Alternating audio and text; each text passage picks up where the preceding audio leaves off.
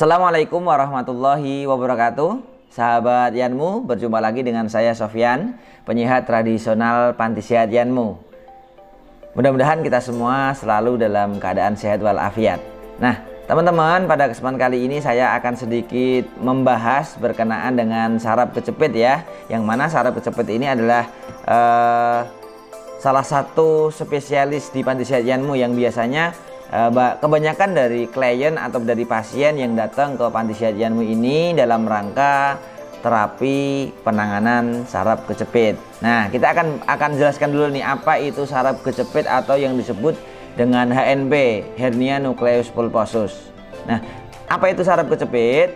Saraf kecepit atau biasa yang disebut dengan HNP adalah di mana kondisi saraf mendapatkan tekanan dari area tertentu atau area yang lainnya. Nah, tekanan-tekanan inilah yang mengakibatkan sensasi rasa nyeri yang berlebihan, bahkan ya bisa mengakibatkan seseorang pada titik kelumpuhan. Nah, kita akan pahami dulu apa sih gejala-gejalanya saraf kecepit ini. Walaupun tidak semua orang atau penderita saraf kecepit ini merasakan dari gejala-gejala ini. Akan tetapi ada gejala-gejala yang sering dirasakan oleh si penderita saraf kecepit. Di antaranya si penderita akan merasakan rasa nyeri yang berlebihan ya, seperti ditusuk-tusuk jarum atau paku gitu ya. Nah, rasa sakitnya ini ya tidak biasa ya, biasanya nyerinya berlebihan. Yang kedua, biasanya si penderita itu akan merasakan rasa nyeri yang rasa nyerinya ini seperti sensasi terbakar gitu dan menjalar. Sakitnya itu menjalar dan biasanya tidak bisa ditunjuk pada satu titik. Ini biasanya pada teman-teman yang terkena saraf kecepit pada pinggang gitu kan ya. Sakitnya biasanya menjalar mulai dari ujung pinggang ya ke area bokong bahkan sampai ke ujung kaki seperti itu. Nah, ada gejala lain yaitu di mana seseorang ini biasanya berkurangnya rasa sensitivitas ya pada area tubuh yang terkena saraf kecepit tadi ya, mati rasa gitu kan ya. Nah, ini disebabkan karena ada kerusakan pada saraf kecepit yang diakibatkan oleh tekanan saraf tadi. Gejala lainnya biasanya si penderita ini sering merasa kesemutan ya, kesemutan berpindah-pindah, bahkan hilangnya rasa atau mati rasa atau yang biasa kita sebut dengan kebas.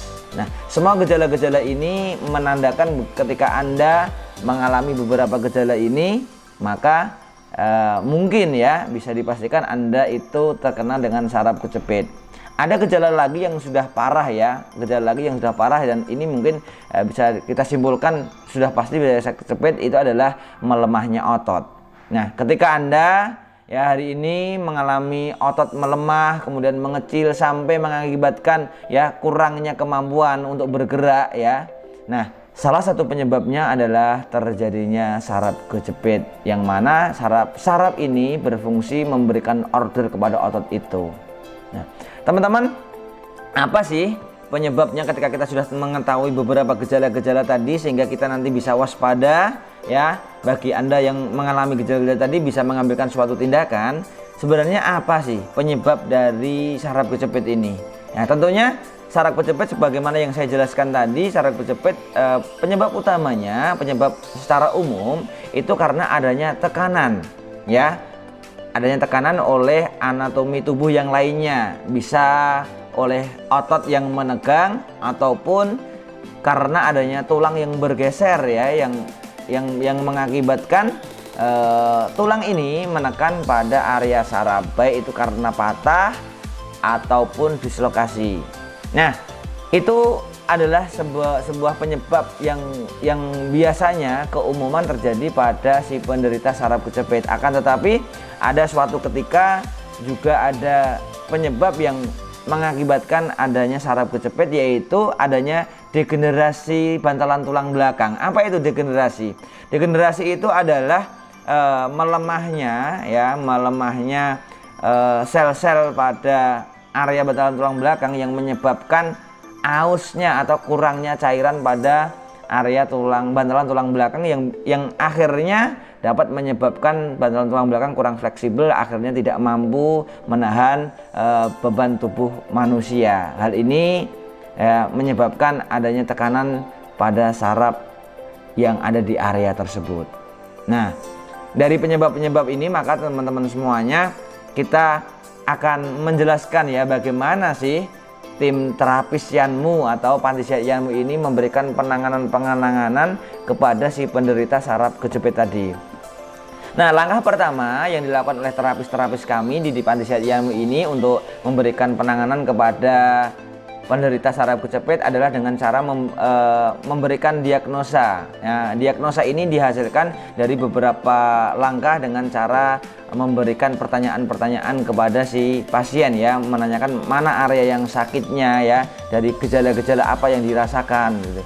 Akan tapi selain itu juga terapis biasanya juga akan melakukan cek fisik ya, seperti mengukur kekuatan gerak manusia, mengukur ototnya, kekuatan ototnya ketika berdiri, ketika jongkok, ketika berbaring gitu kan. Juga mengukur kemampuan sensorik ya. Kemampuan sensorik ini dimana ketika seseorang itu mau mengkoordinasikan ya antara order dari otak dengan pergerakannya. Biasanya orang-orang yang kena saraf kejepit yang sudah fatal itu kemampuan sensornya melambat. Misalnya mau berdiri itu ya seakan-akan keinginan berdirinya sudah ada, tapi kaki gitu karena berkurangnya kemampuan otot tadi pergerakannya melambat. Nah, itu tadi langkah pertama yang dilakukan oleh terapis kita di Panti Sehat Yanmu.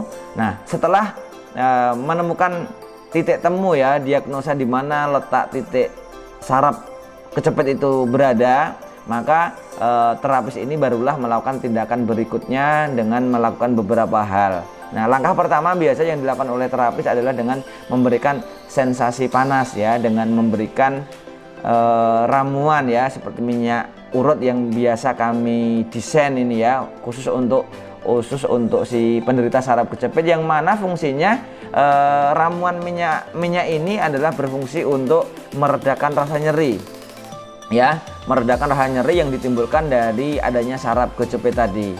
Yang kedua, fungsi dari ramuan minyak ini adalah berfungsi untuk memberikan sensasi rasa hangat dan panas pada otot-otot sekitar ya saraf yang sakit tadi, yang mana fungsinya adalah untuk membantu merelaksasi otot itu dan mengurangi penegangan pada otot itu yang menjadi penyebab utama tekanan pada area saraf tadi karena otot menegang gitu ya. Nah, setelah itu terapis kita akan melakukan yang namanya tindakan ya. Tindakan ini dengan memberikan refleksi dan totok saraf ya, dengan cara memberikan sentuhan ya, dengan sentuhan ringan, yang mana sentuhan ini kita arahkan pada titik-titik tertentu ya, itu pada titik-titik otot, titik-titik saraf yang mana bertujuan untuk melenturkan ya, untuk merelaksasi otot yang menegang tadi yang menjadi penyebab utama adanya saraf kejepit. Kemudian juga melakukan refleksi pada titik-titik saraf untuk memulai mengaktifkan kembali fungsi saraf yang melemah diakibatkan adanya tekanan dari otot tadi. Nah, itu apabila diketahui penyebab utama saraf kejepit itu adanya tekanan dari otot yang menegang. Akan tetapi terapis ya tadi ya, selain juga mengecek kekuatan otot, juga terapis juga akan mengecek posisi tulang klien atau pasien tadi, si penderita ya, untuk mengetahui kemungkinan besar adanya saraf kejepit ini yang disebabkan oleh adanya tekanan yang disebabkan oleh tulang. Nah, kalau si terapis kita menemukan penyebab ya adanya penekanan saraf ini diakibatkan karena bergesernya tulang yang diawali karena adanya pergeseran sendi ataupun tulang yang patah, maka langkah yang dilakukan oleh terapis tentunya dengan langkah awal adalah melakukan reposisi tulang itu sendiri ya. Jadi melakukan pembetulan pada penyebab utamanya, penyebab dasar adanya saraf kejepit Jadi tidak langsung merefleksi pada area saraf, tetapi bagaimana menguraikan dan menghilangkan penyebab utamanya, yaitu tulang yang menekan saraf itu. Tulang itu akan kita reposisi terlebih dahulu ya. Setelah terapis kita melakukan reposisi dan tahap reposisi ini sudah sempurna, barulah nanti kita memberikan langkah berikutnya dengan cara totok saraf dan refleksi tadi untuk membantu untuk mengaktifkan saraf-saraf ini supaya kembali normal ya, sesuai dengan kerja di awalnya. Dua langkah inilah yang dilakukan terapis kami ketika mendapatkan penyebab dari saraf kejepit itu adanya tekanan yang disebabkan oleh otot ataupun tulang. Akan tetapi ketika kita dapati klien atau penderita ini disebabkan karena tadi ya degenerasi bantalan tulang belakang ya, karena berkurangnya cairan pada ruas bantalan tulang belakang yang menyebabkan kurang fleksibelnya bantalan ini ya, dia gampang rentan bergoyang, kemudian melakukan tekanan-tekanan pada saraf di area itu. Di sini terapis kami melakukan tindakan yang tidak hanya dengan melakukan terapi saja, akan tapi dengan bantuan-bantuan herbal, yang mana herbal ini sangat membantu ya. Herbal ini bertujuan untuk membantu mempercepat pemulihan ya, yang terjadi menurunnya fungsi bantalan tulang belakang tadi, untuk memberikan regenerasi, mempercepat regenerasi sel yang ada pada area tulang belakang, sehingga keausan yang ada pada bantalan tulang belakang itu tertangani terlebih dahulu ya. Tahapan ini biasanya lebih lama ya, penanganannya lebih lama dibanding dua gejala yang awal tadi, karena tahapan ini kita melakukan pengobatan dulu pada area bantalan tulang belakang yang tadi adanya keausan. Ini biasanya faktor-faktor ini biasanya disebabkan karena usia, karena kondisi fisik tubuh manusia juga. Nah, setelah melakukan penanganan itu, insya Allah ketika sudah terurailah masalah-masalah yang menyebabkan tekanan-tekanan pada saraf tadi, nah, insya Allah si penderita saraf kejepit ini hari demi hari akan berangsur-angsur rasa nyeri dan saraf itu akan pulih kembali, dan insya Allah dengan izinnya Allah Subhanahu wa Ta'ala, si penderita saraf kejepit akan segera mendapatkan kesembuhan yang sempurna. Apakah di Panti Sehat Janmu ini tidak memberikan obat atau herbal? Ya, kita terapis kita ya, setelah melakukan penanganan tindakan dengan terapi tadi, kita biasanya menganjurkan dan memberikan kepada si penderita obat-obat herbal ya, untuk membantu meregenerasi ya, untuk membantu memberikan nutrisi kepada saraf yang mengalami kerusakan akibat adanya tekanan-tekanan pada area saraf tersebut, baik ya yang saraf ini kerusakannya mungkin dalam kapasitas kecil ataupun yang sudah fatal. Nah, kita akan pahamkan juga, ini tadi kelewatan ya, jenis-jenis saraf kejepit. Jadi jenis saraf kejepit ini ternyata ada beberapa level ya. Kalau di Panti Sehat Janmu ini kita mengkategorikan kondisi saraf kejepit ini ada 3 level ya. Level pertama, level 2, dan level 3. Level pertama ini adalah dimana sang penderita ini baru mengalami gejala nih ya, sudah ada tekan-tekan tetapi belum fatal ya. Biasanya ditandai, level pertama ini ditandai dengan rasa nyeri yang belum menjalar cuma pada area saraf itu sendiri. Biasanya ini cukup dengan dibantu dengan terapis ya, dengan bantuan memberikan sensasi rasa hangat dengan minyak urut yang kita desain tadi ya, khusus dari Panti Sehat Janmu tadi. Juga nanti biasanya setelah terapi kita juga menyarankan kepada si penderita dengan melakukan stretching kecil ringan ya, untuk melakukan pengendaran otot ya, dan peregangan pada tulang-tulang belakang gitu. Level yang kedua di mana saraf kejepit ini sudah stadium 2, ini adalah di mana sudah ada kerusakan pada saraf yang diakibatkan karena tekanan yang mungkin sudah dalam waktu kondisi lama. Nah, akan tetapi ini baru menimbulkan efek rasa sakit nyeri yang menjalar ya, mulailah ditimbulkan dengan berkurangnya kemampuan otot. Nah, ini biasanya terapis juga akan melakukan tindakan-tindakan yang tidaknya sekali ya, mungkin beberapa kali terapi, karena selain memposisikan atau merelaksasi otot, nah, terapis juga akan melakukan refleksi saraf ya, untuk memancing, memicu keaktifan saraf setelah mengalami kerusakan akibat tekanan tadi. Nah, level yang ketiga ini biasanya ini sudah sangat fatal ya. Si klien atau si penderita ini sudah mengalami kelumpuhan ataupun hilangnya perasa atau mati rasa kebas gitu ya. Nah, ini nanti ada dua opsi yang disarankan oleh terapis ya. Kita melakukan dengan penanganan yang mana penanganan ini membutuhkan waktu yang mungkin lebih lama dibandingkan tahap 1, tahap 2. Kemudian juga dibantu dengan herbal untuk membantu memulihkan ya kerusakan-kerusakan yang terjadi pada saraf tadi ya, dan melakukan penanganan ya pada penyebab utama saraf kejepit tadi. Ini biasanya yang level ketiga ini biasanya karena terlalu lama ataupun tekanannya ini adalah tekanan yang sangat ekstrim. Misalnya orang yang patah tulangnya, kemudian tulangnya itu mencuat keluar ya, sehingga tekan ini mendorong saraf yang sangat fatal ya, sehingga mengakibatkan kelumpuhan ya, bisa rusaknya saraf itu karena tekanan ekstrim ataupun tekanan saraf kejepit yang dibiarkan dalam waktu yang lama.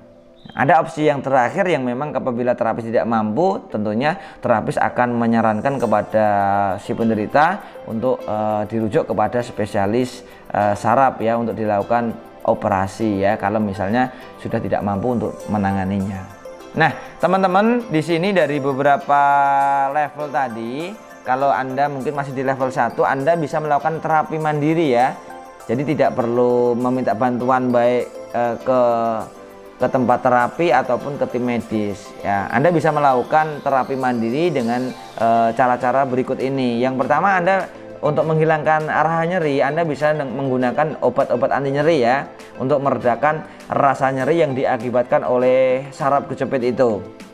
Yang kedua, Anda bisa melakukan stretching ringan. Stretching ringan ini bertujuan untuk meregangkan ruas-ruas sendi ya, ruas-ruas sendi pada tulang-tulang manusia ini, sehingga tidak adanya sendi yang menekan saraf yang pada area-area itu. Nah, yang ketiga, Anda juga bisa menerapkan pola makan yang baik ya. Pola makan yang baik ini nanti akan membantu Anda ya untuk memulihkan jaringan-jaringan saraf yang rusak, seperti dengan mengkonsumsi ya sesuatu yang hangat seperti jahe ya, seperti serai. Ini kan akan memberikan sensasi rasa hangat pada tubuh yang ini akan menghilangkan rasa nyeri ini.